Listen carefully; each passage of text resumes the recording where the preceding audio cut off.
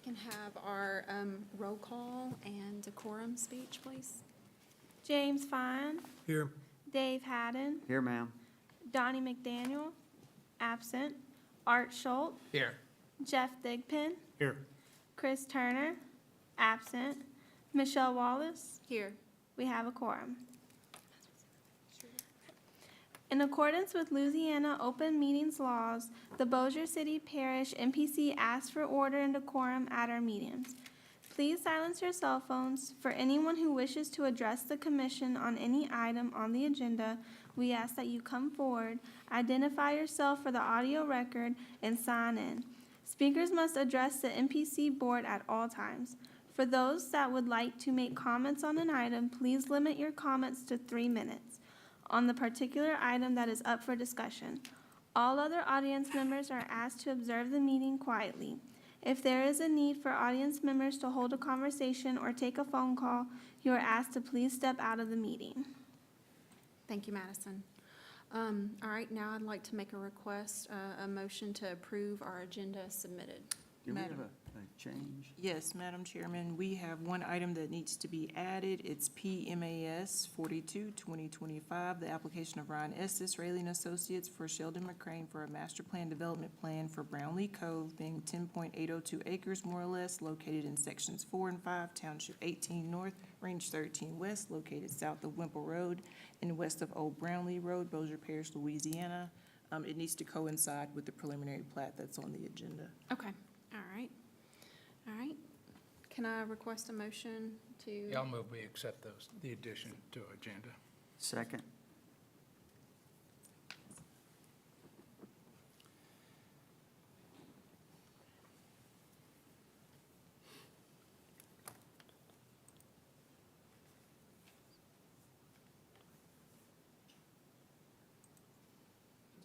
Electronic vote, Madison? Okay, all right. I got it.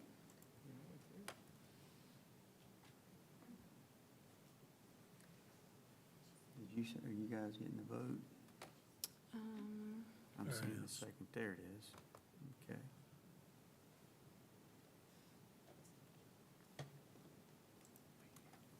Okay, I received it. Okay, that motion passes. Okay. It looks like we have a visitor today, Miss Erin Buchanan with the DOTD. Hello, Erin Buchanan, Public Information Officer, DOTD. I was asked to come and provide some updates on a couple of the projects that we have ongoing. The first of those, of course, is the I-20 Major Rehabilitation Project. We are roughly 80% complete with that project. We are currently in Phase 3. Hallelujah, that is the final phase of construction. The contractor on that project is currently working on paving operations for the outside travel lanes, as well as several of the ramps. We've got, as many people know, the Airline Drive interchange currently closed, all of those ramps. All the old concrete and roadway base has been completely removed, and they are in the process of putting all new down on those. Same for the Barksdale Boulevard ramps and one of the Benton Road ramps. So I know it's tough on a lot of the businesses that are there and tough on commuters as well, but doing all that at one time does not drag out this project timeline, because by some miracle plus a lot of work, we've managed to stay on track of keeping this project on track to wrap up at the end of this year, early next year. So there will be one final ramp closure once the Barksdale Boulevard ramps are reopened. We'll be closing the Benton Road eastbound off-ramp. So that's the big, flyover ramp. And so that one will be reconstructed, not the bridge portion, but the approach to the bridge will be rebuilt as well. That'll be the last one to go. And then, once we wrap up those travel lanes, we'll be done. They've got some signage to hang, of course, permanent striping, those types of things. But, the light's at the end of the tunnel here. And so I know it's been tough on everybody, but once we're done, it's going to be really, really good for this community and for everybody who visits as well. So that QR code will take you to a project webpage that I keep updated weekly with all of the current construction activities that are going on with the project. All of the updates from the very first day of construction to now are there as well. So if you want to know anything about the project and what's currently going on with it, it's all posted there. It's kind of a one-stop shop for this project. So I just want to put a reminder out there for everybody that that does exist. And then the next project I was asked to speak on is one we're getting ready to kick off. It's actually going to kick off this evening. And so the next slide should be a concrete repair project for Benton Road. The project limits for that are Old Minden to Viking. So it's not, it's not a full rehab. That would have been great, tough, but great. But it has some pretty significant concrete repair. We're going to remove a lot of those damaged panels that you see that are broken up or bulging or buckling and replace with new panels. And so the majority of that work will be done at night because obviously, Benton Road's so heavily traveled, plus we've got I-20 going on. So during the week, there will not be any daytime lane closures allowed, only nighttime. The weekend, though, is fair game. So, kind of expect to see some activity during the daytime on the weekend only. But the rest of the time, like I said, will be nighttime work only. We'll be kicking off, as far as I know, this evening. So then we should wrap up fall time frame on that. But hopefully that one won't be a huge impact to, your daily life and commute. But that's another one that's been on the books for a while that really, needs to be done. There's a lot of damaged panels throughout that section of Benton Road that really need to come up and be repaired. So we'll be kicking that one off. And then I've got one more. I wasn't asked to speak on this one, but everybody always asks about Jimmy Davis Bridge, of course, and what's going on with that. So I also have a project webpage for that one at that QR code. Same thing, all the updates and activities on there. There's a lot of construction activity going on just at the site in general. But the big things that are happening, of course, are the construction of the bridge itself. They're driving pile for the new bridge. You can see it just to the north of the existing structure in that picture. And then LA 511 itself is getting widened and realigned to line up with the new structure. So there's a lot of things happening, a lot of moving parts to that project. Hopefully, in a couple of years from now, we'll be either already driving on or getting ready to drive on a new Jimmy Davis Bridge. But that's one of the largest investments in our system statewide at this time. That's a $361 million project. So, everybody kind of bear with us on that. The actual day-to-day impacts to traffic for that project should not be, too significant as we're building 511 kind of adjacent to its existing footprint. So most of what you're used to traveling will kind of remain the same. But as we get ready to start transitioning traffic over and opening ramps to the new interchanges that are being built, that's where you'll see the most change. But I did want to throw that project update in there as well and let everybody know you can find updates at that project webpage. And that's what I got for y'all. Aaron, quick question. Yes. On the I-20 project, the Benton Road off-ramp, will that begin after the airline ramps are completed? So the rule is that there can be no two adjacent interchanges closed. The adjacent interchange to that is Barksdale. Oh, yeah. So they will be able to close that along with airline, but not Barksdale. So Barksdale's got to reopen before we can close that Benton Road eastbound off-ramp.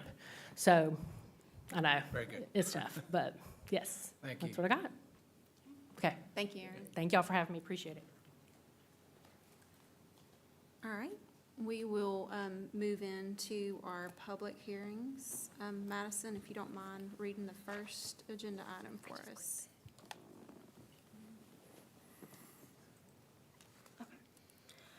PZON 56-2025, the application of Ryan Estes Rayling Associates for Wyatt Adams, Bossier Property Group LLC, requesting a zoning amendment to change the zoning classification of a certain tract of land, being 9.379 acres, more or less, from B1 Business Commercial to B3 General Business, located at 2240 Vanceville Road, Bossier Parish, Louisiana, for commercial marketing purposes, Police Jury District 6. Ryan Estes Rayling Associates, 4913 Shed Road here on behalf of Mr. Adams to answer any questions y'all have. I know since the last time we met, we went through and at Art's direction, removed many of the uses that we thought may be not conducive to a B3. So hopefully y'all received that. Besides that, I'll answer any questions you may have. Ryan, I appreciate you putting that list together, and as I went through your list of the items that you would propose to remain, I still had heartburn knowing that there are several uses in there that I think the local residents would certainly want to have some input on. Which one? Well, there are numbers of them. You have bar, lounge, microbrewery, nightclub, industrial, you have warehouses, wholesale sales, vehicle sales. I mean, there are a number of things in there that I think that residents would really want to have some input on, other than just a, convenience store or, retail store or something like that. Well, with the lounges, of course, they're gonna have to come back here and request alcohol approval. So on those, they'll get a public comment period. Regarding, that hard corner is within 300 foot of the church, so you won't be able to have hard alcohol or soft alcohol, I guess, low content or high content alcohol at that location. I'm really extending over on this site plan. Do y'all have that area to remain like commercial? The one that I'm showing that has the big yellow swath over it? Because what we're really attempting to do, we're not rezoning the entire frontage, or we're not rezoning the entire property, we're just rezoning the frontage that's actually on Highway 3. And, the church is here on this site plan. These sites right here would be prohibited from alcohol sales due to the proximity of the church. But we thought most of the other uses would be conducive for a major 5-lane or 4-lane with turn lane highways with, 25,000 cars on it a day. I mean, you named off many of those things that, Yeah, I guess, I've been on this commission now 24 years, and, no two zoning applications are alike, even though that they could be the same use. I mean, there's issues with traffic or drainage or, any number of use itself. And I just feel like we're taking those decisions kind of away from us, just by granting a blanket B3 approval for all of these other uses, without really seeing a layout that would correspond, to that use. I'll throw out there one thing I think that I would be agreeable to see would be if y'all could master plan the site and show us the building location, show us specific uses and the parking requirements associated with that. Show us where the entrances are, show us where the dumpsters would be and those kinds of things. And then, obviously, if that changes, then the master plan would change and you would just come back for a revision in the master plan. But at least we would have, from my standpoint, a master plan that I could look at that says, this is what we're thinking we're gonna do, and name specific uses and the correlated parking and entrances that would go with and the only thing that we know that's, we've been getting a lot of interest on is the gunsmith shop and the gunsmith and the karate center. So those were the two, and of course other than the hours of operation, and I don't know if a gunsmith is a B3 or a B2, but those are the ones that we're really interested in trying to tie down. Now, the site plan, you could, I could make, essentially, I could make one up for the uses that's not on it, but, subject to change. Exactly, and we would understand that, but at least we would have a starting point, with a graphic that shows us, here's what you're thinking, and here's correlated parking requirements that would go with it, the setbacks, here's the dumpster location, here's where we're gonna enter and exit the site. Well, and the enter and exits And have I'm been, not locking you in on that, it just means that if there's another B3 proposal that's not on your master plan, you know, as long as it fits within that scheme, I think you would be okay, but it would be. and regarding the access, those are pretty locked in. I mean, those are, we've been in communications with DOTD. But it would help to see that. Yes, I mean, well, they're on the site plan, but they're pretty much locked in. No other accesses to any of the roadway network besides that. And, Ryan, you're just asking for basically the 4 lots, right? Yeah, I'm- That's road frontage. Correct, we're asking for the road frontage. We're not asking for, we're buffering the residential in the back, with light commercial to remain light commercial. You know, this is a major thoroughfare, this is where the B3 belongs. So I can, you know, adjust the master plan, see what he says on that. You know, we're gonna be required to do some additional studies and, things like that at the parish level if we get there. So, you know, maybe, we'll see if there's any public comment maybe, and, I like the idea of the master plan as well, and I don't think I heard any pushback to B3 either. I mean, it's just that Yeah. kind of the unknown piece of it is what we're trying to keep from locking ourselves into something that might not be able to well, have overview. and I understand y'all's point of view, it's just, as y'all know, it takes from the time I get a project that says, hey, we want to do this, to the time I tell them, hey, you're now allocated, or you now have their usage right to do that, it's a 6-month process.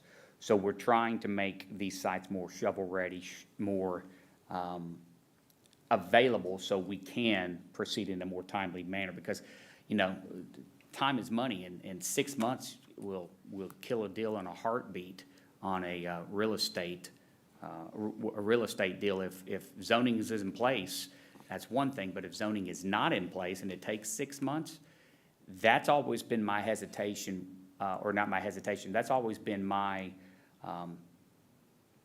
that's always been a problem. Well, And we know this is going to be B3 and understand that, but, you know, if it And I needed think to a master be. plan can help expedite that for you. I mean, you mentioned 2 uses, gunsmith and a karate school. I mean, are those in one building? Are they? They would be 2 different tracks. And I think the gunsmith is really waiting on this zoning. I mean, because, you know, in order for them to do architectural, they have to, you know, they have to submit floor plans and architectural designs and, Yeah. and stuff like that for a B3 use, which is frankly costs time and money. And, it was the gunsmith, and now I'm losing the karate place, that may be a B1 use other than alcohol, not alcohol, but other than hours of operation. Because they're open well into the night for night classes, so those are the, you know, it's just it's a big task without somebody to. I mean, you're asking us to, you know, to do a 180 from what we've been doing, basically, you know, take the review process away from us. Here's a blanket zoning for this property. I'm uncomfortable, personally, I'm uncomfortable doing that. I would feel much more comfortable seeing a proposed master plan. Okay. and I'll let the and owners then- know that. And then, working from that, as that changes, you know, we could work through that pretty easily, but it's just hard to, you know, when I look through all this, I think there's a lot of residents out there that if they see that, hey, we just gave blanket approval to a bar or a lounge or a warehouse, you know, without us really having a chance to look at it, critique it, get more public comment, I think that would be a disservice to our community. But Okay. that's how I feel. But So we're gonna allow Ryan to delay That's, this? I mean, I can hear public comment, and then if there are no public comments, I get the gist that y'all aren't ready to move forward with this application without a master plan, so at that point, I would I would request. I'll be a honest delay. with you, last month when we talked about this as a suggestion to list the items that you would exclude, I was thinking it was gonna be much more, intensive than what this list is that you presented. I was hoping that we could narrow it down to, more retail, office, convenience store, that type of thing, and, but there's a lot more on that list. Well, and I'll also go back to him. I didn't get any feedback on that list. So that was our first stab at it and what we requested. So if you have additional comments, I would request that, say, hey, what do you think about this? And I'll take that back to the owner, and if that works from him, we'll just strike it off, knowing that we could come back and ask for that in the future. And I think the master plan would help with that, and I think maybe, maybe the appropriate meeting for that would be with staff and some of us, and, with you and Sure. the applicant, and just sort through that, get a better feel for what they want to do, how they want to develop the property, that kind of thing. Okay, and yeah, if y'all just give me those list of things, I'll shoot Carlotta and Carolina an email. I'm okay if it's a master plan, but the list as it stands right now, I'm not okay with. Okay, so, and like I said, we'll just hear any public comment if they have any concerns, and then I'll come back up and table, or delay it, or table it, I don't know which one, I guess delay. Okay, I'll open it up to any public comment.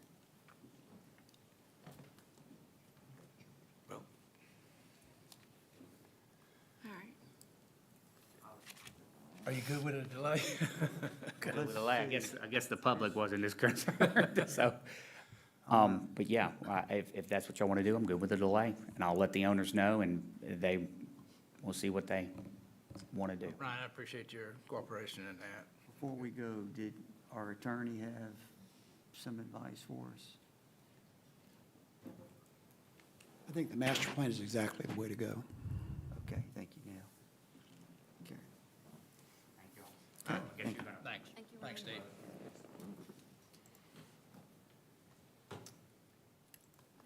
Want to make a motion to table? Yeah, I'll make a motion that we table P Zone 56-2025. Stand by. Go ahead. We're gonna, Delay? Correct me if I'm, delay or table, which is the Delay. correct? Do we need to delay it, Neil? Yeah. Delay's a 30-day, table. Postpone, I think is right. Postpone is the terminology. Post, So a motion to postpone. Okay, so I'll move we postpone P Zone 56-2025. Second.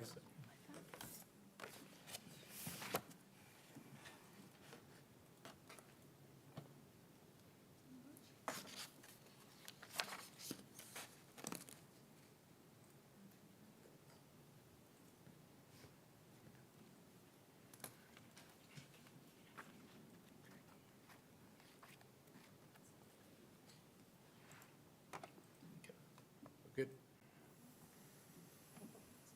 Yes, motion passes. thank you, Ryan. Yeah, thank you, Ryan. Madison, if you don't mind reading the second agenda item. PPLAT 225-2024, the application of Ryan Estes, Riley and Associates for Sheldon McCrane, requesting a preliminary plat being a planned unit development, Brownlee Cove being 10.802 acres more or less, located in sections 4 and 5, Township 18 North, Range 13 West, Bossier Parish, Louisiana, Police Jury District 6. Board, if I may, we also need to, or we can read the master plan and discuss both of those together. Okay. Do you have that? Okay, it is PMAS 42-2025, the application of Ryan Estes, Rayleigh and Associates for Sheldon McCrane for a master development plan approval, Brownlee Cove subdivision being 10.802 acres more or less, located in sections 4 and 5, Township 18 North, Range 13 West, located south of Wimple Road and west of Old Brownlee Road, Bossier Parish, Louisiana, Police Jury District 6. Ryan Estes, Rayleigh and Associates, here on behalf of Mr. Patterson. Here to answer any questions you have. I know we've been working through this with the parish. We've had some good conversations with them, good conversations with the parish juror of this district. Had good conversations with him. So here to answer any questions y'all may have. I'm sure you may have a few. And I'll be more than happy to address them. I can give you a quick background if y'all want. It was going to be a part of Wimple Crossing, same style, same type of front setbacks, utility easements, everything was the exact same. And then we couldn't achieve the petition to be a part of that development. So now we have to be a standalone development, and it's our intent to follow those same kind of guidelines or development that we achieved in that product, which if y'all have ever been through, is a great product. It's it's a PUD. It has off-site on-street parking. It has green areas. In this particular PUD, we have a play area, and then we're going to have a fenced-in, really pet-friendly play area at the front of the neighborhood. In the back, there's detention and mail kiosk, on-street parking. So I'll be more than happy to answer any questions y'all have. All right, just a couple of questions. On the smaller lots to the back, is my understanding those would be all turn-in garages rather than street-facing garages? I think the concern is having cars parking over the sidewalk in the driveway. Well, when we prepared the crossing at Wimple, we did exhibits, and actually, I don't know if y'all actually,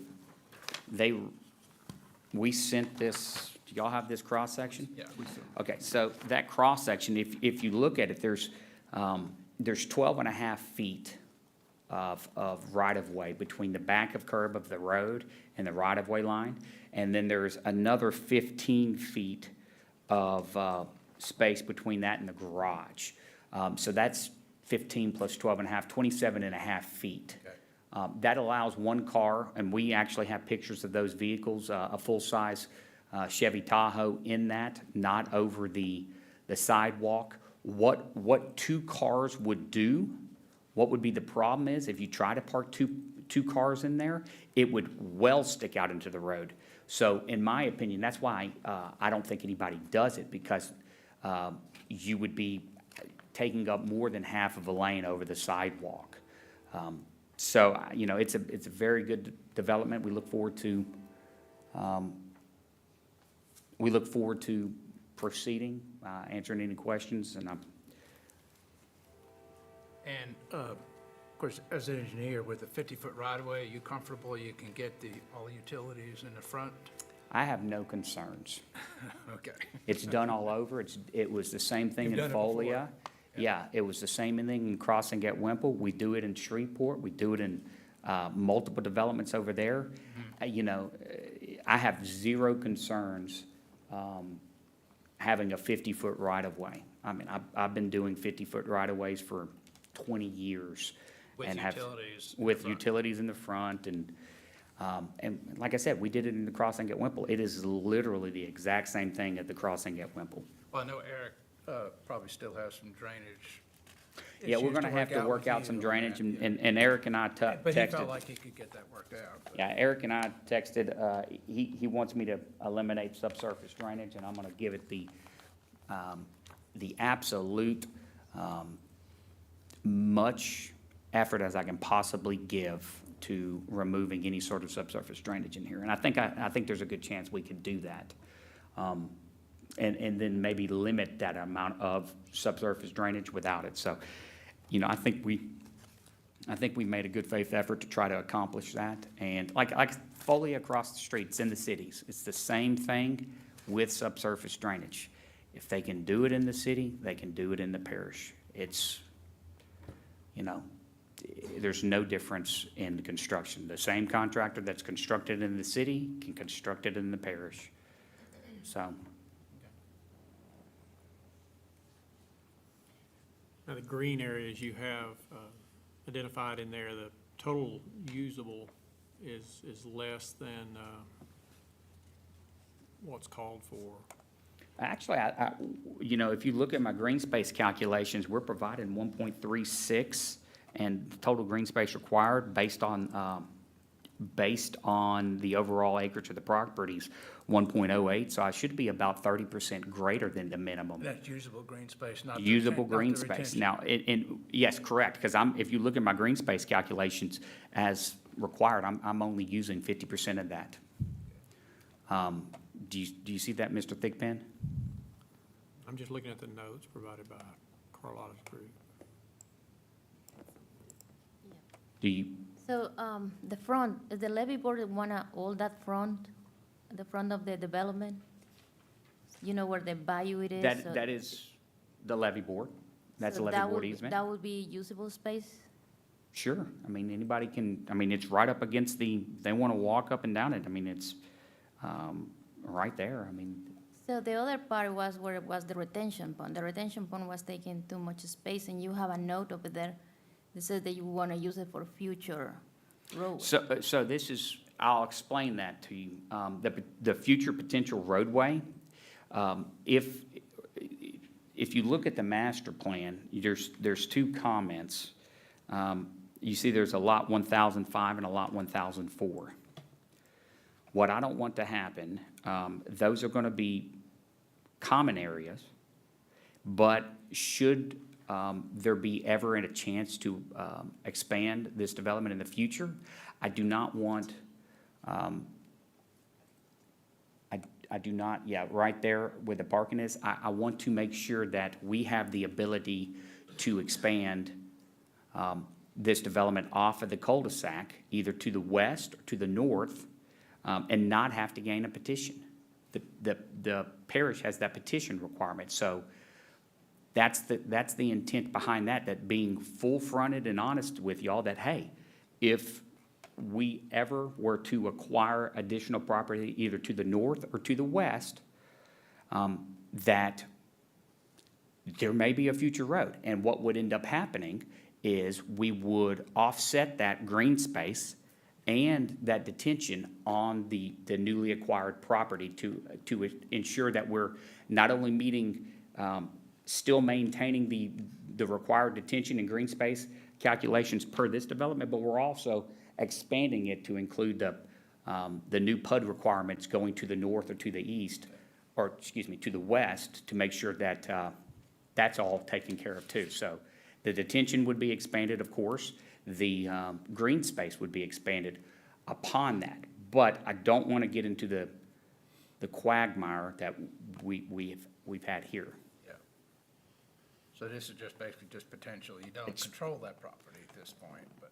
Correct. It's basically, it's going to look just like it is, and if there's ever any chance for expansion, y'all were made aware up front during the entire development that, hey, we would, be entertaining that, but,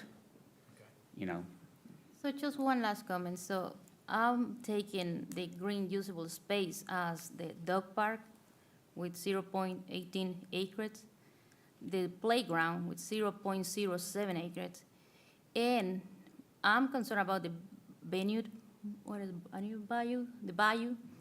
I'm concerned about that because you're not developing that. You're just making so- improvements on the dog park. okay, so just for calculation standpoint, the bayou, I mean, I'm only required to be 1.08 acres of usable green space based on the 10%, because it's a 10.8 acre tract.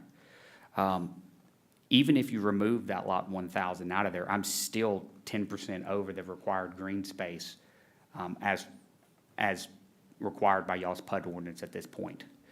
So,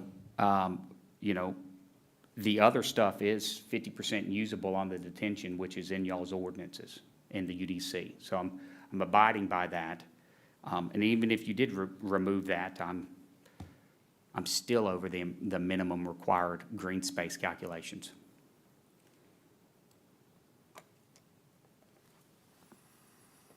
Because it would leave me at 1.36 minus 0.21 would be 3.5, 1.15, and I only required 1.08.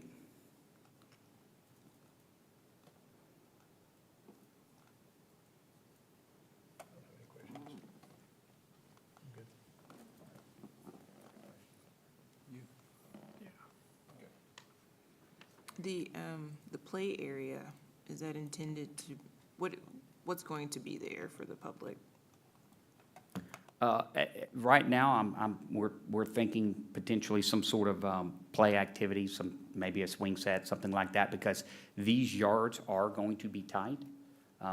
And we could put something out there to ensure that the kids that'll be in this area have some yard space to play in. Same thing with the dog park. And the dog park, what we're planning on, I'm gonna call it the play area with dog park, but we're planning on putting some benches and, right next to the on-street parking right there, which I believe we're well over the required, but, and it's gonna be fenced in and allow people to take their dog and let them off a leash and run around in roughly a pretty good-sized track, get a good sprint for the dogs. So on the MPC side, in order to be able to enforce amenities, we would need to tie those down to exactly what's going to be there, so that we can enforce to make sure that they're actually installed. And this is all gonna be developed in one unit, so I wanna make sure that y'all realize that all the amenities would go in. Phase. One phase. Would in one phase. Yeah, and I can speak if we have any questions on what exactly would be planned for that secondary. Lot play. 1002, what is that structure? That's what I'm saying. That's what it was looking at, some sort of play structure for the kids in the neighborhood. Whether it be, I know what we have is a great one. It's called a jungle monkey gym. What is it called? It's a large. It's actual play structure then. It's not play. That was the goal. They're Yeah, I think something in what those. I was those concerned lines. with that just end up being an empty lot that they, Or it could just be a with no gazebo. play equipment. It's just, I just need to know what it Well, is so that I can And insert it. we can, speak to that and, or address that, and we can address it now, we can address it as a part, either or. But I think a play activity type of something would be beneficial, or would be good. Do you want me to? We can approve it, or Yeah. we can approve it and we can send Carlotta what exactly we're gonna plan on doing. So what's, after today, where does this case go? It goes to the police jury. The master plan wouldn't, which is our guiding document for the subdivision. So that's what we would need. Also, one other question, will the northern subdivision have access to these amenities, just? The northern subdivision? Yeah, crossing at Whipple. Unless they wanted to share amenities with this development, I don't know why Okay. they would. We're Was- just asking. I didn't have any covenants, and that was just a question that was brought up. If crossing at Whipple would have access to these amenities. Okay, all right. I don't think so. No, ma'am. That would open up a whole reciprocal, and I don't think they want to do that either.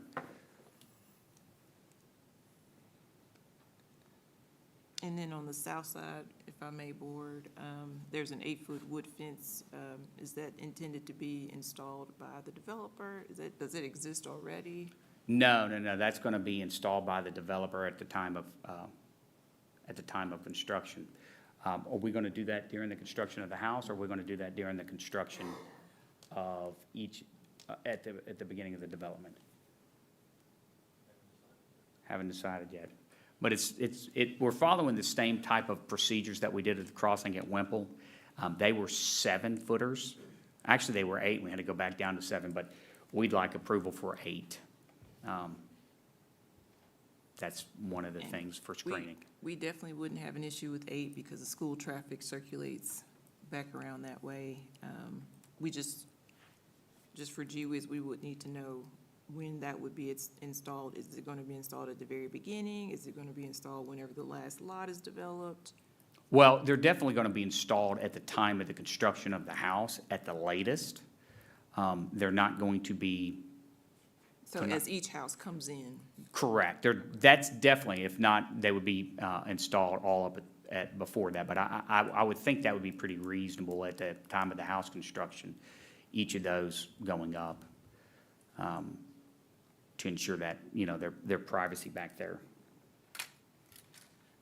So this is on the other side of Emerald, I'm not talking about on the north side, I think I'm talking about the larger lots that abut the school. Are you talking about the large lots in the front? Yeah, the ones that directly abut the school. No, they actually, you might be looking at an old master plan that the parish asked us to change. Now they directly abut crossing at Wimple. Okay. I want to make sure you should have that. I mean, I just saw it on the, Yeah, it was whatever was presented up there. They show an 8-foot fence on the southern boundary. yeah, so it's right-of-way, 8-foot fence on the south side of that right-of-way. So I guess my question is, who is installing that one and when? That'd be done by the developer, and that's going to have to probably be up front. But the ones in the back when the houses, because, they could be damaged during Yeah. construction. But, yeah, after, that one's, since none of those lot owners directly front on, that's going to have to be something that's done up front Okay. for the first 16 lots. Yeah. Yeah, lot 1006. That makes sense? Yep, I got it. And you can put that in the file up front versus constructed during the construction of the homes in the back. So let's summarize on a requirement on a fence. When would that need to go in? At the construction of the first house? Well, I Okay, can so- see It's two Where do you- different So sections. there's two different sections. If Yeah. you look There's two different from, sections, right? yeah, Yeah. there's two different sections. So from the bayou, starting at lot 1001, which is up by the bayou, Yep. all the way to the west until you hit The the first green area on the south side of the road, which is lot 1006. Right. That lot 1006 is where we're going to stop it. So Mr. Patterson will put that in at the front phase of the development initially. So Okay. basically, on the bottom half of the site Yeah, plan, all that fence will go in. goes in first. And then as lots 29 through 42 sell, we can put the 8-foot fence up as those lots are built as a requirement in the covenants. Meaning, those lot owners are required to put up an 8-foot board fence during the construction of the home. The lot owner is, or the developer? The builder. The builder. Okay. So you're gonna have, okay, And that's perfectly reasonable with us. so you could have a lot of gaps in the fence then until it's all built out. Potentially. Hopefully, this goes all at, quickly, so it's, Okay. And the 8 foot's acceptable? Yes, I mean, with the school being there and the way houses are developed these days, 8-foot is good with us.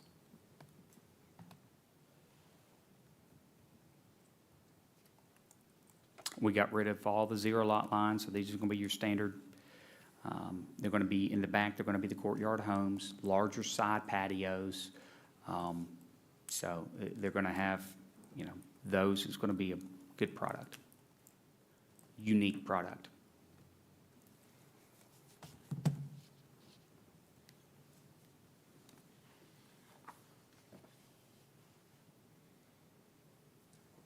Any more questions?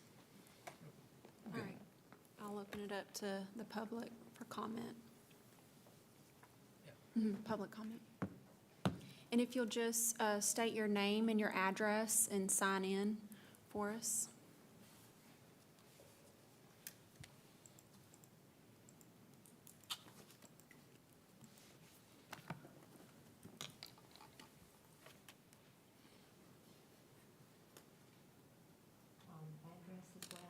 Yes, ma'am. And if you'll just verbally state your name and address once you're finished.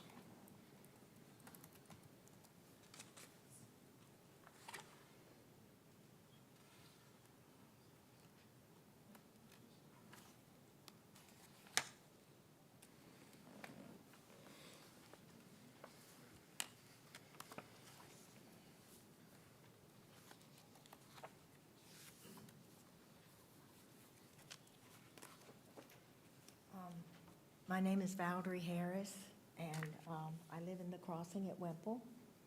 And I guess I'm a little confused on one thing on that subdivision going in. Oh, ma'am, if you could talk directly into that microphone. There you go. There you go. Thank you. Better? Yes, ma'am. All right. Valerie Harris, and I live in the crossing at Wemple. I live on the south side where the back pond is, which will be adjacent to the new subdivision going in. And so I think my question was, is that pond area and the front of the new subdivision going in all going to be open to each other? There's no division then between our subdivision in that area and the new subdivision?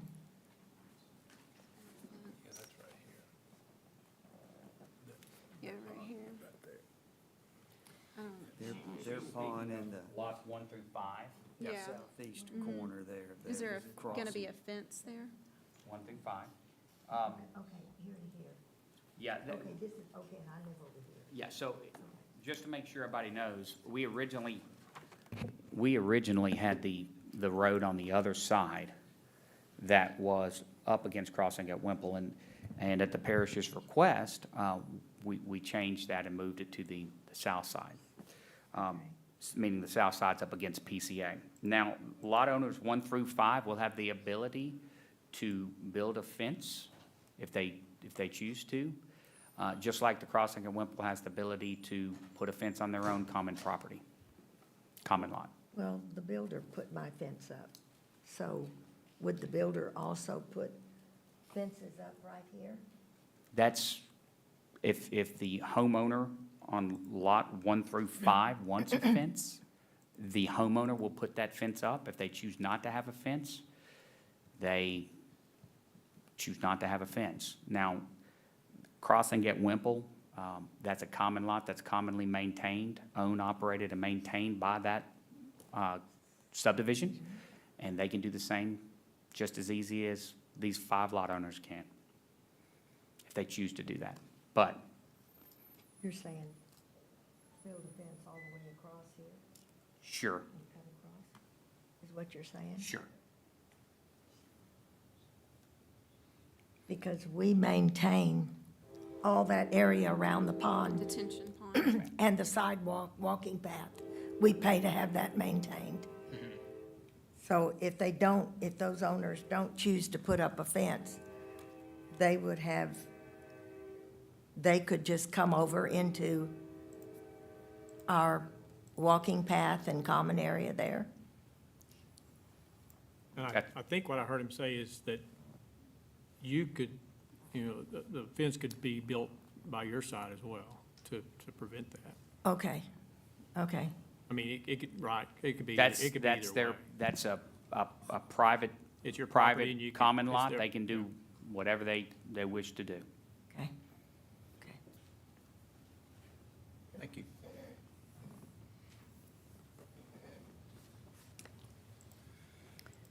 Do we have any other public comment? Okay.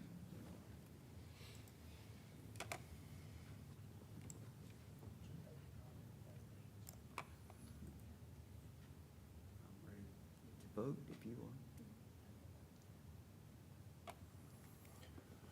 Yeah, I mean, who wants to do a motion? I Okay. guess we're all okay. I'll do a motion that we accept C-Plat 225-2024. Carla, do we need to make sure, We do need to stipulate the construction of the fences. stipulate The the playground, fence and the the- playground? and But we can definitely do that at the master plan level, so. Okay, okay. So I'll second that motion.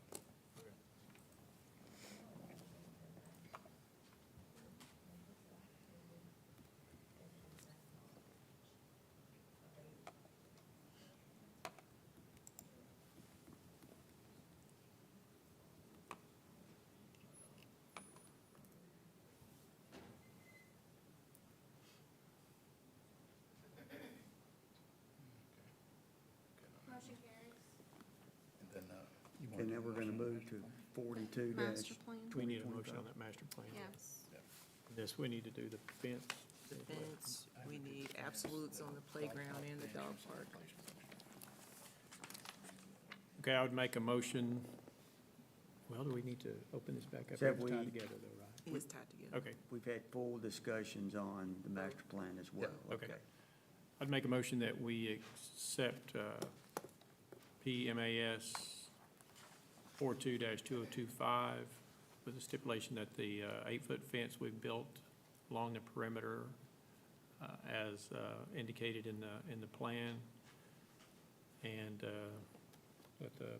I would include a play structure on lot 1002 and benches at the dog park. The play equipment at, it's lot 1002, I believe, and then and the addition of the dog park area in the green space.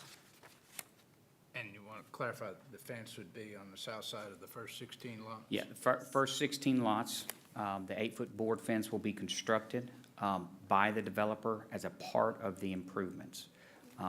Going lots 29 through 43, was that right? Yeah, 29 through 43, the 8-foot board fence will be constructed by the builder during the home construction. Okay, amend that motion to the first 11 lots that would be. 16. Excuse me, 16 lots that would be built at the beginning of construction, and lots 29 to 43, the fence there would be built as those homes are being built, and they won't be left vacant. And Carla, you understand what we got there? Yep, I got So it. basically, all the fencing in lot 1006 is being constructed up front, and then everything else during the construction of the homes.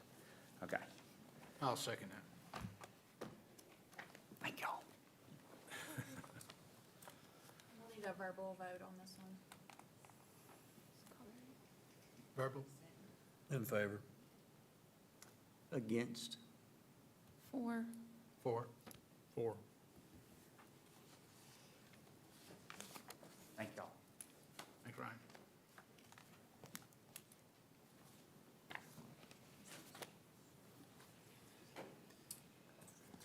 All right, Madison, if you'll read the next agenda item. CZON 67-2025, the application of Michael Kelsch, Raylene Associates for AJ Real Estate Holdings LLC, requesting a zoning amendment to change the zoning classification of a certain tract of land being 1.837 acres, more or less from RLD residential low density to B3 general business located at 4208 Fenton Road, Bossier City, Louisiana, for commercial marketing purposes. City Council District 5, Police Jury District 6. Good afternoon, Michael Kelsch with Raylene Associates, 4913 Shed Road. I just want to start off by, this site's a little bit different than the one y'all just heard, and that one was, I think, closer to 10 acres. This is only 1.8, and so y'all are mentioning a master plan for the other one. I don't know that that's necessary, and y'all correct me if I'm wrong, for this particular development, because it's just going to be one business. I mean, there's not enough room. But we don't know what the business is yet. That's correct. We still don't know what the business, he's trying to market it. Everything in this, or on the south side of him is already zoned B3, and so we feel like it's a good, B3 is the correct use, but he does not know the business at this time. He's just trying to market it and sell it to somebody. There's only, I think, 2 residents that are, I would say, kind of directly impacted by this to the east. And there's a bayou between them, or our site, and the residents with a 100-foot control area. And so there's a large buffer between the site or what's going to get developed and those residents. And then, like I said, everything on the north side is like a power plant or electric facility, something, and on the south side is a bank and other B3 businesses. So Yeah, here to answer any other questions. So I'm looking at, you do actually have a site plan kind of sketched out. I did submit, yeah, I mean, it's just kind of showing that you can fit a business and whatever, and parking on the site. And, you know, at the time that whatever is built, we'll have to submit the site plan, and the MPC will have to meet all the ordinance parking requirements, and the MPC staff will review that. So if there's something that, some sort of use that requires a lot of parking, it might not be able to be built, you know, if we can't fit the parking on the site. Well, just like in the first case, I think, you know, if you can enhance this site plan that you've done to list specific uses, that would help a lot. Yeah. Otherwise, again, it would be, you know, wide open, and I think the residents that are there, you know, do have the right to know what's being proposed. So, you know, based on the number of parking spaces you have there, it looks like the rear of the site, you're looking at a retention area. That's correct, yeah, and retention in the rear, and there's also, like I said, that levee board control area. Yeah. And B2 would not work? You still want to mark it Yeah, I as don't B3? know, we could, yeah, I mean, I'd have But to B3, yeah. get back with the owner. Some of the businesses that he explained, I think, would have to be B3. I mean, he doesn't know, but he kind of foresees some things Okay. that he's hoping for, but Well, could he, But again, he's just selling it, it's not like, you know, he's, and I'm just asking again if we could postpone this, could he Yeah. go ahead and list on that plan, just list? yeah, So- we'll postpone it, I'll get back with, the owner, and I don't know, maybe set up something with Carlotta, and maybe y'all can give her your guidance on what items on that list that, you know, because I know there wasn't a lot checked off, and so we can kind of go back and forth with what y'all want and what the developer wants, and kind of come up with something and resubmit that. You mentioned he's selling the property? Yes. It's listed? No, for no, sale? well, I'm saying he's not gonna be the developer, he's gonna sell it at some point. I don't know if it's for sale now, he's probably waiting to see if it's, with the zoning. Yeah, Michael, I think you know, we're not against B3 here. Right, yeah, But we have an obligation to protect all of those homeowners into the back. sure, And then for folks to continue to come up to say, here's the list of B3 that we're not gonna allow in, but here's the list of B3 that we are, and then it's up to the MPC folks to go out and monitor places all over town is a huge challenge to them. Sure. So if these owners would just come to us and say, this is what we wanna put in here, it makes it so much easier for us I mean, to do. But I think we all want to know what's gonna be there, but I mean, that's just my obligation not is the, to those citizens, all Right. those citizens who live to the back sure, there. And so, And like I said, if we call it a master plan, list of specific uses on it, address the typical things that we would put on a master plan. And then if a buyer comes in and wants something different, come before us, we agree with it, just simply amend the master plan and move forward. So, sure. so. So, yeah, we'll ask to postpone, a month, and, I appreciate but it. yeah, if there are any, same with the previous case, if there are any public comment, you know, it'd be good to hear. Okay. Thank you. Yeah, I'll open it up to any public comment. And if you'll just state your name and address and also sign in for me.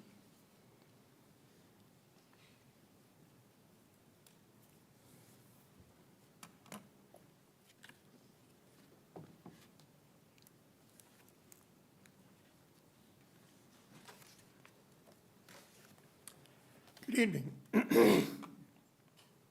My name's David Cliff.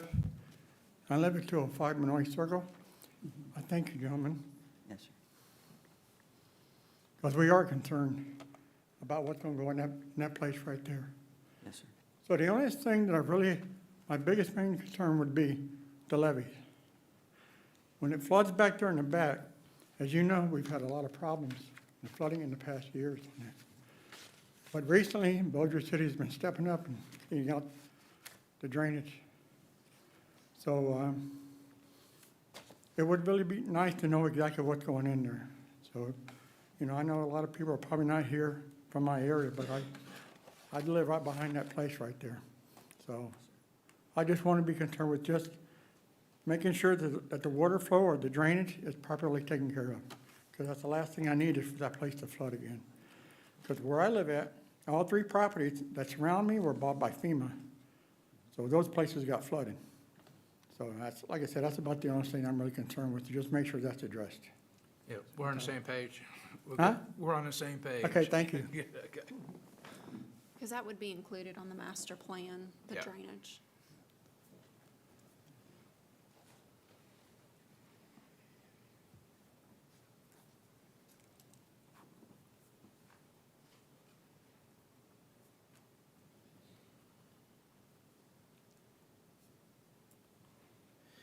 Hi, I'm Stephen Kyle Winenberg.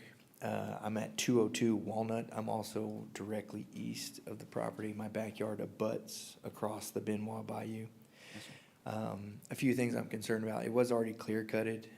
The decimal levels have gone up on sound from Benton Road into the backyard.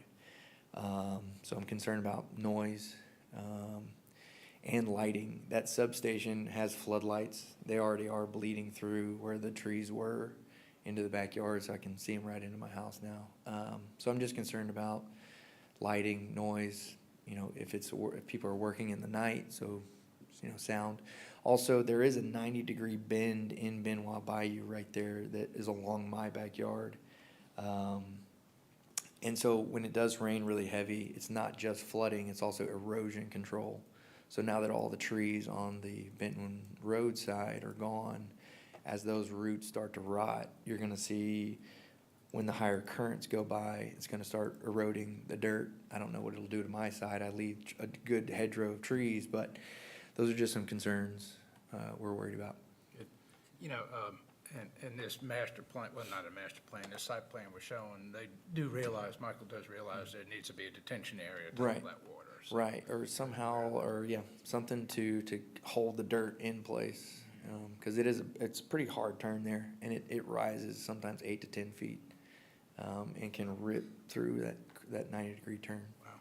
Yeah. Okay, appreciate it. Thank you, Stephen. Thank you. Do we have any other public comment? All right.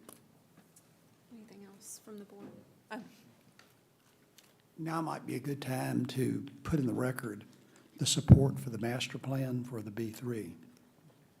In RS 334723, which is the overall law of Louisiana for zoning, it says the zoning regulations that all of you are adopting and are administering shall be made with reasonable consideration of the character of the district and its peculiar suitability for particular uses, which strikes me as being direct support for the master plan idea that you are, I think, correctly recommending.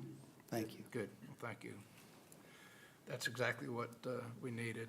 So, Michael, you good with a postponement?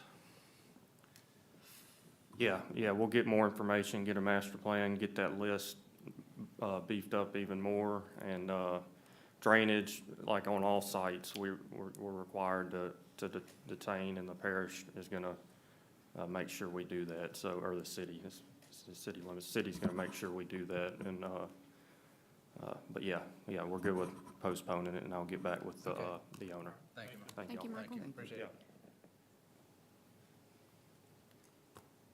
Does anyone want to make a motion to postpone?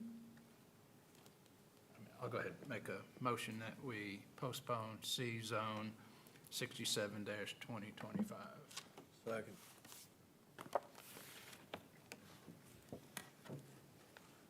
Neil, can you email that to us?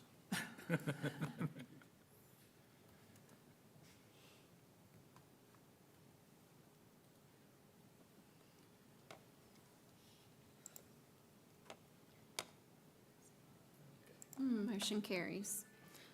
Okay, Madison, if you can read the next agenda item. CPLAT 83, 2025, the application of Josh Craig Moore and Associates for Jeffrey Annenberg requesting an amended plat, Bossier Crossing Unit Number 1, being 1.038 acres more or less, located at 2011 and 2013 Airline Drive, Bossier City, Louisiana, City Council District 2, Police Jury District 9.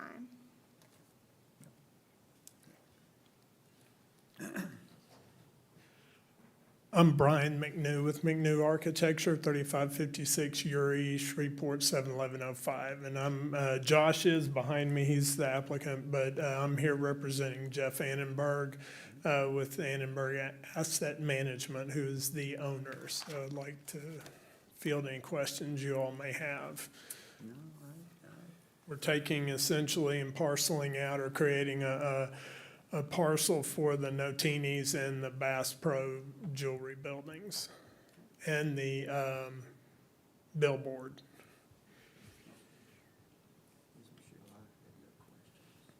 I'm good. No other questions? I have a question. So, those facilities are still going to use the parking from the rest of the property? So they have an Yes, agreement? there's, in the buy-sell agreement, there will be joint use of the main shopping center. Okay, and just one thing the DOTD was concerned, they won't have more access, like the access that they have right now from Airline Drive, that's the only access they will have. They cannot modify, these new properties cannot modify the access to come to create a new entrance. Bass has its own exit actually right there. Notini's does not. It will share cross-access on the plan. There is a cross-access right away for them to use the Bass exit and to get out onto Airline from that exit that's right there between it and Arby's. So No new, yes. Okay, perfect, thank you. All right. No other questions from the board? Okay, I'll open it up to public comment. Like a motion? Sure. Like, make a motion to approve C Plat 83-2025. Second.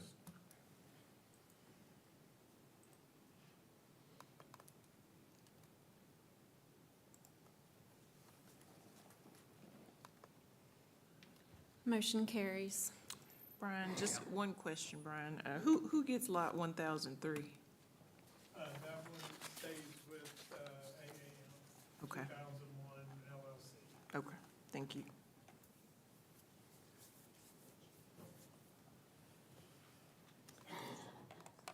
All right, Madison, if you can read the next agenda item. CALC 86, 2025, the application of Quincy Cooper for a conditional use approval for the sale of high and low content alcohol for on-premise consumption at a bar, Another Round Lounge, located at 1984 Airline Drive, Suite 200, Bossier City, Louisiana, City Council District 4, Police Jury District 7. How you doing today? My name's Quincy Cooper. Mr. Cooper. Mr. Cooper, can you sign in there for us, please? Yes, sir.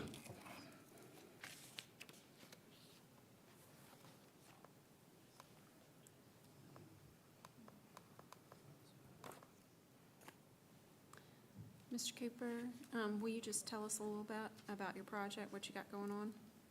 So we're opening up a lounge. We're more shooting for like, giving something for the elder, generation to come out and enjoy themselves without the young crowd. Okay. I'm offended. Might have to come Okay. by there. This is So this is- right across the street from like Starbucks? that Yes, area? sir. Yeah, you're located within Motel 6? Yes, sir. Yes, ma'am. Okay. I'm good. I have no questions. I fall in that question? category. You're allowed in the doors. I want to open it up to any public comment. All right. I'll move we approve CALC 86-2025. Second?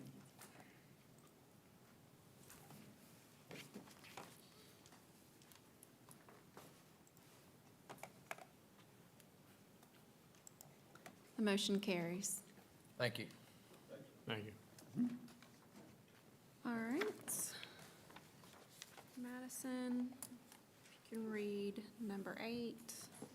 CUSE 245-2025, the application of Bader Bader Architects Restaurant Equipment requesting a waiver of a 20-inch landscaping buffer on Barksdale Boulevard and Central Park Drive, located at 1030 Central Park Drive, City Council District 3, Police Jury District 10.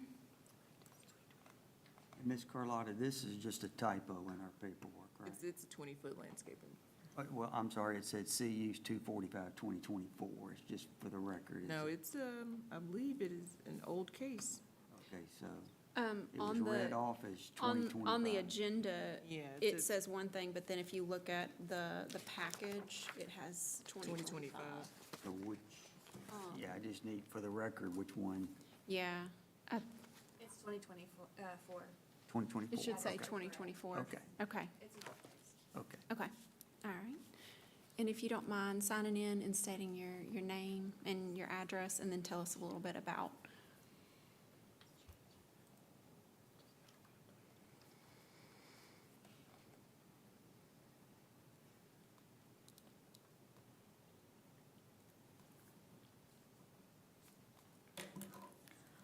My name is Christina Marinat. I'm here presenting my applicant, Mr. Caesar, and Architects Restaurant Equipment for Mr. Bader.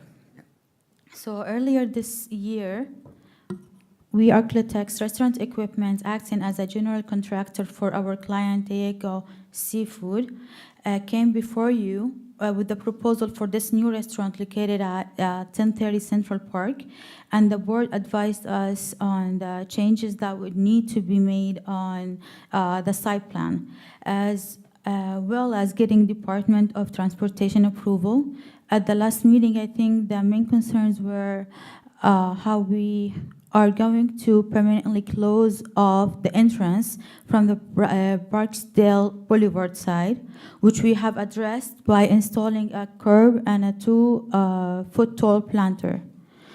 Also, the privacy fence next to the residential next door was changed to 7-foot tall. And we also addressed the revision to landscape buffer needed, which MPC office has given us their blessing on the new plans. We have visited the MPC office and satisfied their needs and also satisfied DOTD needs. So today we are back asking for consideration to approve this case.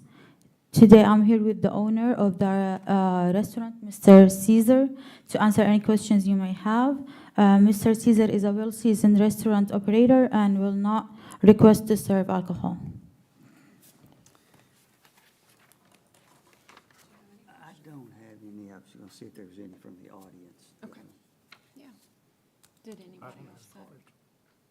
No, I'm good. I mean, as the plan has shown, Yeah. Carlotta, I think we could live with that. How tall did you say the planter boxes are? 7 foot? 2 feet, I think. 2 feet, I'm sorry. 2 feet 2 feet tall, yes, ma'am. How many planter boxes were there? 3? Yeah, there's 3 here. Are they concrete? What are they made? That was gonna be my next question. We didn't have an elevation as to, Okay. you know, how tall or how wide. Do you have a photo of the plan? I'm just representing them, I'm sorry. Okay. But if there's any questions, But could, how many?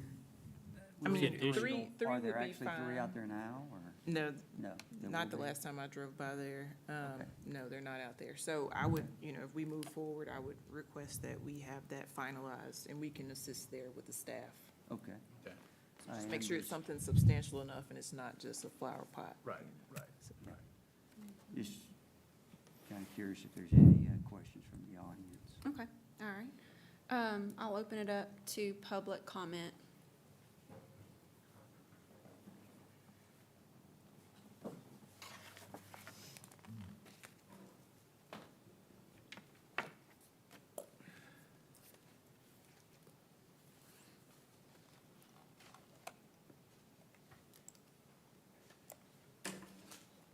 excuse me, Don Williams, 1026 Princeton Avenue. My home is right behind the store, right on the side of the store coming in Central Park. The only thing I'm requesting, asking if we can, I saw they poured a pad for the dumpster, if we can, you know, a lot of businesses now putting a privacy fence around that dumpster. Like I said, I try to keep the neighborhood clean. I mow the medians right there in front, even though right now they're hot, they're pretty high. My wife's been on my butt, so, but I'll get those done. in the next I couple agree days. with you. Yeah, I'm sensitive to those dumpsters too, so. Yeah. Were we requiring a masonry wall, not just Well, wood? there was a masonry wall, oh, well, you're talking about around the. Around Yeah, around the dumpster. dumpster. Yeah, masonry it needs to be a wall around the masonry dumpster. enclosure. Yeah, Yeah. not just wood Yeah. or anything like Yeah, that. well, I've seen some would have privacy fences, but, you know, back of my house, there is a masonry fence all the way down, behind my house. Yeah. That And goes then it all the goes way to or wood. part of the way, doesn't it? And then it It's, switches to well, yeah, wood. where the house starts, because I have a large driveway and I got a privacy fence there. Yeah. And then from the house, it's a masonry fence, yeah. Masonry then converts to wood for a Which is- portion. It's just on my property, yeah, the masonry fence is. Okay, Okay. And then, so for the dumpster requirements, That's a requirement, so it would have to be installed before we could release a certificate of Masonry. occupancy. Masonry, and it has to enclose the dumpster, so if the dumpster is taller than the masonry enclosure, they just need to ensure that it is taller than the dumpster. okay. Mr. Williams, that take care of it? Okay. Just one, as long as we get it covered up, yeah, that's fine. okay. Appreciate it. Okay. We have Hey, any Don. other public comment? Any? All right.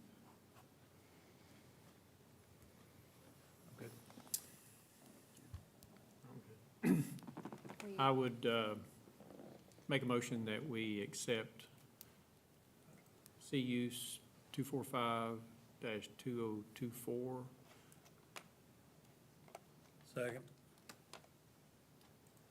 Just Do would we recommend wanna- that the planter boxes. boxes, be and evaluated by I would staff. also go as far as to say that the planter boxes need to go from the beginning edge of the building all the way to that visibility triangle, you know, like if, as shown, as presented. Oh, as prescribed in the, As yeah. presented. Mm-hmm. Amend that motion to approve CU's 245-2024 with the stipulation of the planter boxes as shown in the site drawing, and substantial planter boxes, not just a pot or anything like that, and also the masonry enclosure, which is already a requirement around the dumpster. Second.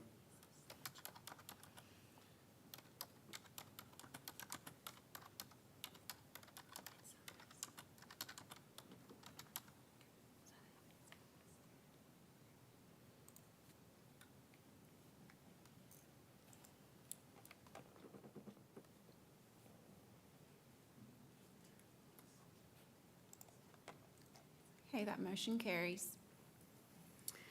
Okay, now we'll move into our preliminary hearings. Madison, if you don't mind reading our first preliminary hearing. PZON 81, 2025, the application of Lloyd Dotson Properties requesting a zoning amendment to change the zoning classification of a certain tract of land being 64.32 acres more or less from RA Residential Agriculture to B3 General Business located at 5150 Highway 80, Bossier Parish, Louisiana for a shopping center, Two Oaks Plaza, Police Jury District 2.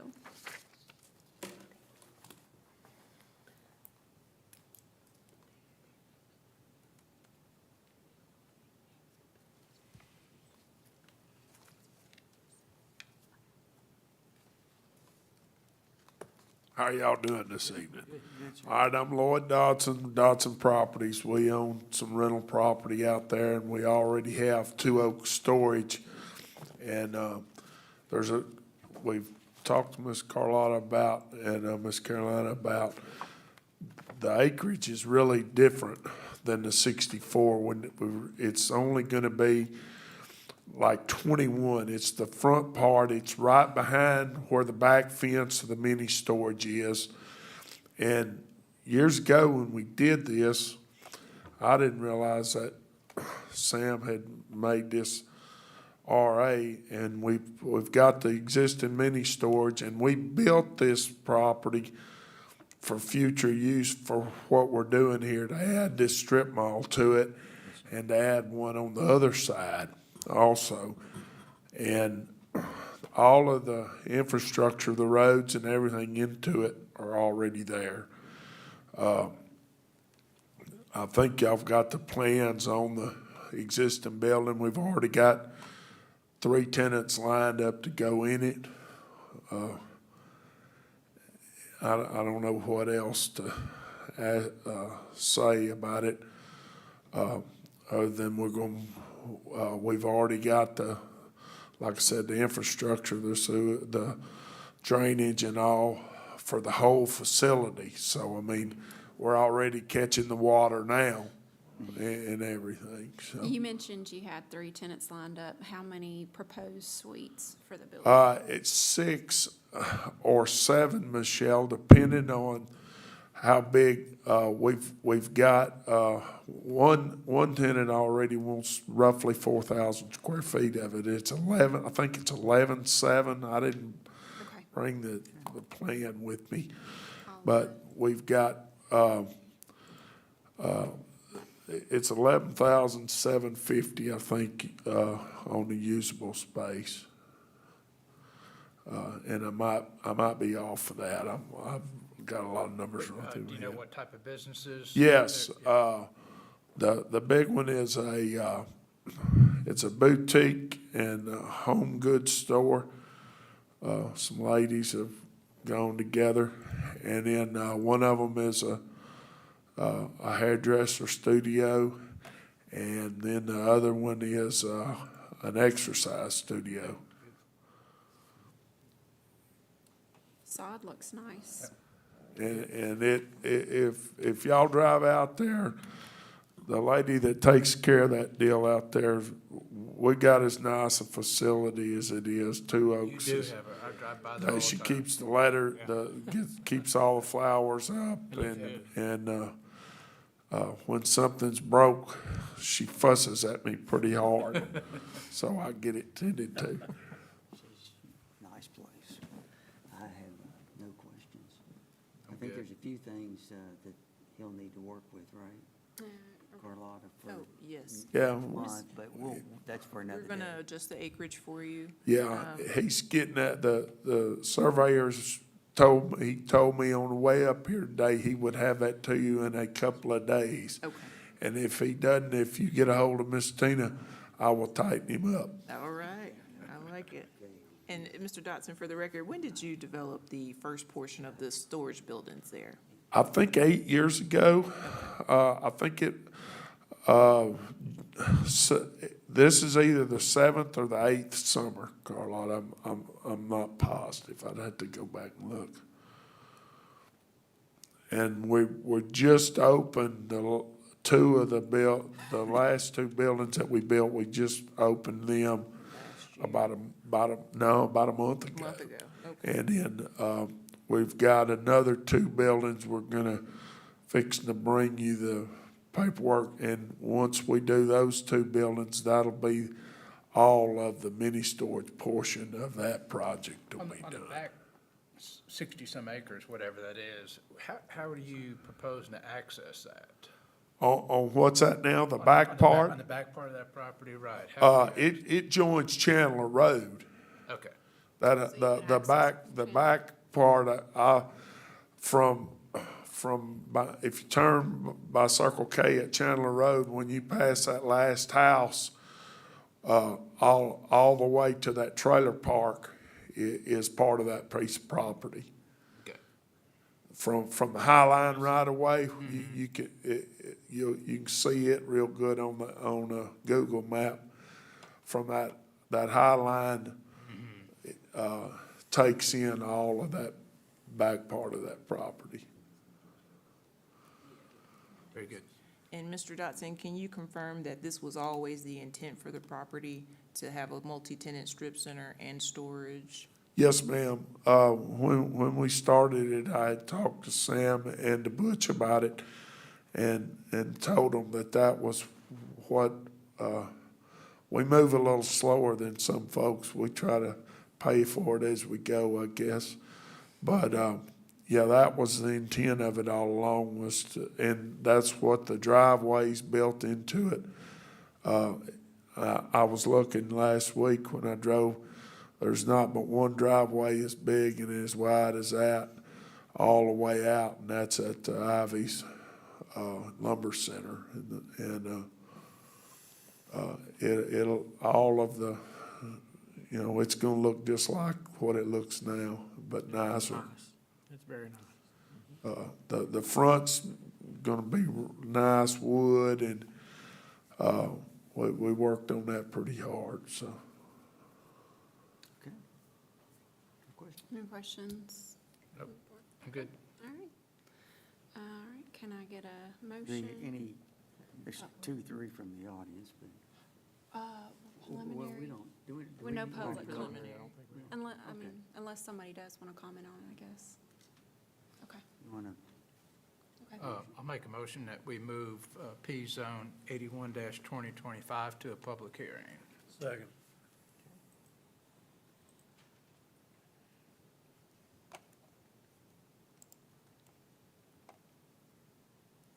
okay.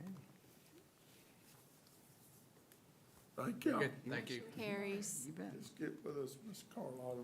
I'll do it. Thank you. Thank y'all. Thank you, Mr. Dodson. All right, Madison, if you can read our second preliminary hearing.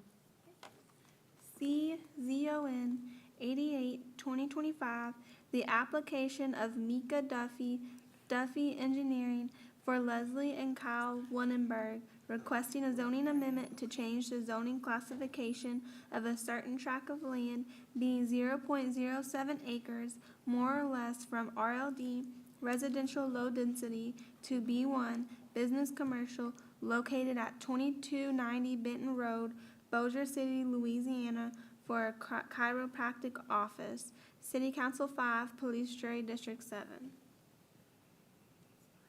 So, Doctor, you're here representing yourself today. Our What happened? engineer is out on vacation this week. You paid for At the beach, huh? So yes, we're currently leasing on Benton Road, but we bought this property to potentially move the clinic as B1 commercial. We're a low-volume chiropractic clinic, only seeing maybe at most 3 an hour. We've been working through with Carlotta and Carolina about, 15 parking spots. What's nice about this property is it has a detached garage on one side. We'll either maybe take that out, or we'll make it actually has a double garage door in the front and a single in the back. If I could make that a double in the back, we'd like to have some of the staff parking in the backyard, just to add to, to get the required amounts of parking, so we could leave more for the patients in the front. And we're working with DOTD on where the exit will be. I think they're wanting it on Douglas Lane there. Yes, they want to, so it has a circle drive, but they want us to get rid of the northern part so that you enter off of Benton Road and then you will exit on Douglas. And so we've been working with them on just the restrictions and, the size of That's what driveways. DOTD requested? Yes, because I originally thought we would just keep the circle, but they wanted it just less traffic on Benton Road, so. Yeah. And our big thing is that we're trying to keep all the trees. We don't want to take anything Right. down. This is It's lot beautiful. 1 of Green Acres. Right. So, yes, Yeah, we it's love kind of funny, trees. we're Green Acres Chiropractic, and that is lot 1 of that neighborhood, Yeah, I was actually against sending traffic onto Douglas, but I can understand what Right. Jim's concern is, but. The only thing I think they also asked was to narrow the entrance off of Benton. The only problem with that is there are some brick barriers on each side, and I'll probably take those out. The only problem is when I try to pull my trailer in with my lawn equipment to do the lawn care, it's already pretty narrow, and you have to really slow down on Benton Road, make a careful, easy turn, so. Yeah, I see that. I was kind of against, maybe if we narrow it, that could make it even more difficult, but I know their rationale is so that people won't try to exit that way. Yeah. It is about 21 feet, and they want to narrow it to 12 feet, Right. which, yeah, that is is really one tight. way. Is that, what's that again, Carlotta? That's one-way traffic, enough for one-way traffic. Yeah. No, I understand Jim's concern. Right. Taking that concrete out is probably gonna be a good idea. Right, and I plan on doing that. I'm just concerned about wide turn, like people with trailer, if I have utility groups coming in to do lawn care or something like that. I thought you did lawn care. I was like, you're the only doctor in town that does lawn care. No, I am right now until I get somebody lined up. I don't have any. I don't have any. No, I'm good. This is preliminary. See it. We don't plan on changing any structural changes other than if we have to take out the exterior garage to save trees mainly. Outside of that, we just plan on painting the outside and just beautifying the space. Good. We don't have any other questions? Make a motion that we approve C-Zone 88, 2025, send it to public hearing. I'll second that. Thank you. Thank you. Thank you, guys. Thank you.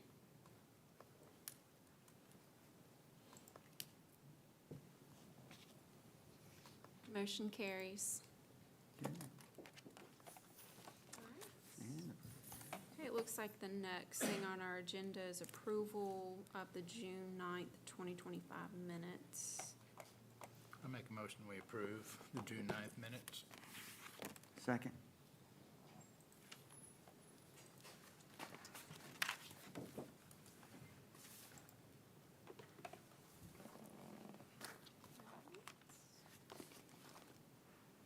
That motion carries, okay.